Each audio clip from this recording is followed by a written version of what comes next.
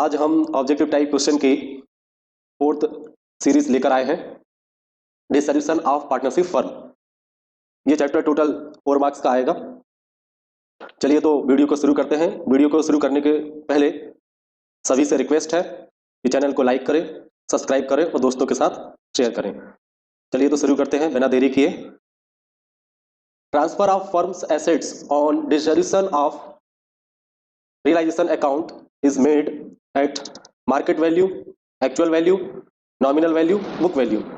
मतलब जब partnership firm का समापन होता है तो जो एसेट्स को ट्रांसफर किया जाता है तो वो किस वैल्यू पर ट्रांसफर किया जाता है? मार्केट वैल्यू पर, actual value, nominal value, book value. तो भाई इसका सही आंसर है बुक वैल्यू पर।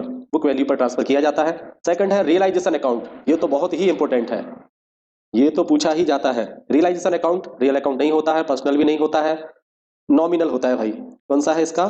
ये नॉमिनल अकाउंट होता है। अब आते हैं हम थर्ड पर। At the time of dissolution of a firm the bank overdraft account is transfer to, cash account में भी नहीं भेजते हैं, ये भी रॉन्ग है। इसका सही आंसर है रियलाइजेशन अकाउंट। ठीक है स्टूडेंट्स, क्वेश्चन नंबर सेकंड है fill in the blank.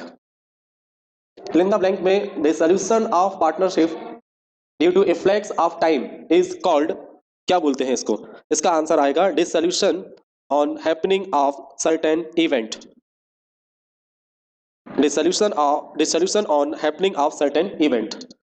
Second है after dissolution of the firm partner can transact there on. इसका आंसर आएगा इंडिपेंडेंट बिजनेस। मतलब फर्म के डिसॉल्व होने के बाद पार्टनर अपना स्वयं का बिजनेस इंडिपेंडेंट कर सकता है।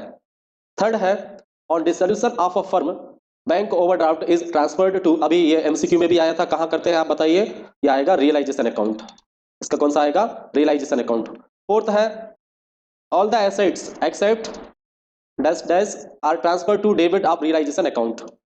मतलब एसेट्स को डेबिट साइड ट्रांसफर किया जाता है रियलाइजेशन अकाउंट में, लेकिन सारी एसेट्स नहीं, कुछ एसेट्स को छोड़कर, वही ये पूछ रहे हैं। तो इसका आएगा cash and bank account. Cash and bank account, इनको रियलाइजेशन अकाउंट में ट्रांसफर नहीं किया जाता है। फोर्थ के बाद फिफ्थ पे आते हैं। Payment of liabilities is entered in dash dash side of cash account. मतलब लायबिलिटीज जो है यदि हम उनकी पेमेंट करते हैं तो उसको कैश अकाउंट में किस साइड हम रिकॉर्ड करते हैं? तो भाई कैश अकाउंट में क्रेडिट साइड आएगा, क्रेडिट साइड। फिफ्थ के बाद सिक्स है the realised amount of assets is entered in realisation account. इसका आएगा रियलाइजेशन अकाउंट में। मतलब जो भी एसेट्स हम बेचते हैं उससे जो भी पैसा रिकवर होता है तो उसको रियलाइजेशन अकाउंट में एंटर किया जाता है। Now third answer in true और false. There are no difference between the dissolution of firm and dissolution of partnership. तो ये बोल रहे हैं डिसोल्यूशन ऑफ फर्म और डिसोल्यूशन ऑफ पार्टनरशिप दोनों में कोई भी डिफरेंस नहीं होता है। नहीं भाई, होता है, इसलिए ये हमारा फॉल्स रहेगा। सेकंड है bank overdraft is transferred to bank account on the dissolution of a firm. नहीं भाई, बैंक अकाउंट में ट्रांसफर नहीं करते हैं, रियलाइजेशन अकाउंट में जाता है, इसलिए ये भी हमारा फॉल्स है। Third the dissolution of firm means the dissolution of partnership. ये बोल रहे हैं द डिसोल्यूशन ऑफ फर्म, मतलब यदि फर्म बंद हो जाती है तो इसका मतलब यह है पार्टनरशिप भी बंद हो जाती है। ये बिल्कुल सही है, जब फर्म ही बंद हो गई तो पार्टनरशिप ऑटोमेटिकली डिसॉल्व हो जाती है। ये ट्रू है। फोर्थ के बाद, थर्ड के बाद अब आ जाते हैं फोर्थ पर। The business is closed in case of dissolution of a firm. मतलब जब फर्म का समापन होता है तो बिजनेस भी क्लोज हो जाता है। बिल्कुल सही है, ट्रू है। बात फिफ्थ है कि as a result of dissolution of firm, मतलब जब फर्म बंद होती है the firm dissolve to exit for ever. मतलब जब फर्म बंद होती है तो फर्म के बंद होने के कारण, ठीक है, किसी फर्म के बंद होने के कारण जो फर्म का जो एंटिटी होती है उसका जो अस्तित्व होता है वो हमेशा के लिए समाप्त हो जाता है। तो ये बिल्कुल सही है। सिक्स है realisation account is made many times. क्या रियलाइजेशन अकाउंट कई बार बनाया जाता है? Many times in the life of firm. नहीं भाई, कई बार नहीं बनाया जाता, एक ही बार बनाया जाता है, तो इसलिए ये हमारा फॉल्स है, सिक्स का फॉल्स है। सेवेंथ है balance sheet is prepared eight the time of firms dissolution.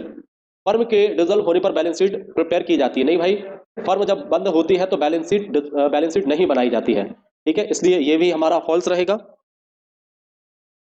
Next on dissolution payment made to creditors is debited to realisation account, बिल्कुल सही है। जो भी हम क्रेडिटर्स को पेमेंट करते हैं वो रियलाइजेशन अकाउंट के डेबिट साइड रिकॉर्ड किया जाता है। 8 के बाद 9 है on dissolution of a firm an amount realised from the unrecorded assets.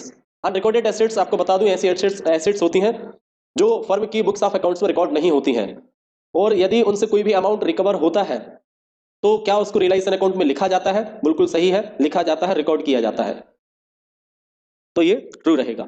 उसके बाद है हमारा answer in one word, the assets are transferred in realisation account at which value. तो बुक वैल्यू आएगा, अभी आया था ये एमसीक्यू में, बुक वैल्यू पर एसेट्स को रियलाइजेशन अकाउंट में ट्रांसफर किया जाता है।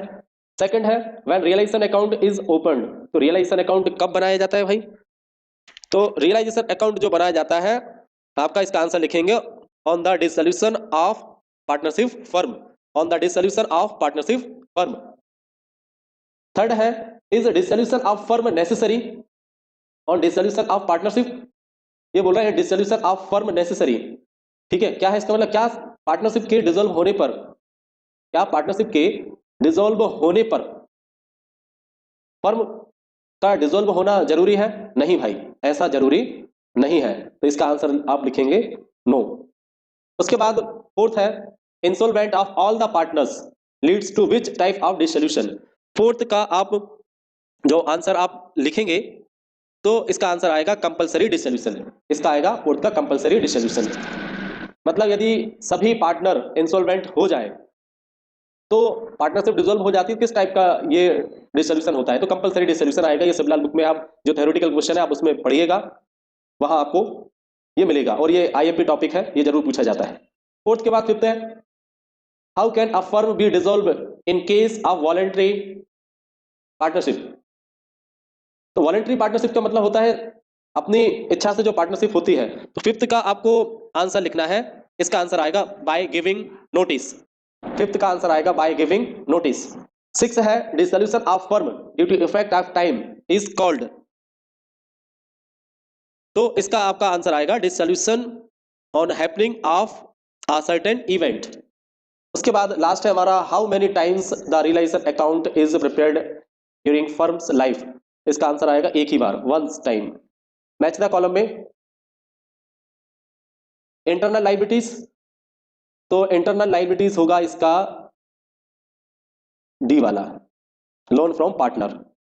Not transfer to realisation account, इसका आंसर आएगा आपका एफ वाला, अनरिकॉर्डेड एसेट्स को रियलाइजेशन अकाउंट में ट्रांसफर नहीं किया जाता है। सेक्शन 39 ऑफ पार्टनरशिप एक्ट 1932, ये इसका आंसर आएगा डिसोल्यूशन। रियलाइजेशन अकाउंट ये at the time of dissolution, A वाला आएगा। पेमेंट ऑफ अनरिकॉर्डेड लायबिलिटीज, इसका आंसर आपका सी आएगा, पेमेंट ऑफ अनरिकॉर्डेड लायबिलिटीज, तो रियलाइजेशन अकाउंट डेबिट होता है।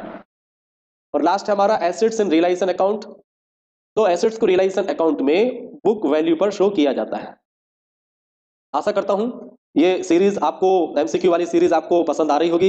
यदि आपको ये सीरीज पसंद आ रही है तो आप चैनल को लाइक करें, शेयर करें, सब्सक्राइब करें, इससे मुझे मोटिवेशन मिलेगा और मैं ऐसे ही एमसीक्यू क्वेश्चन की सीरीज अपलोड करता रहूंगा।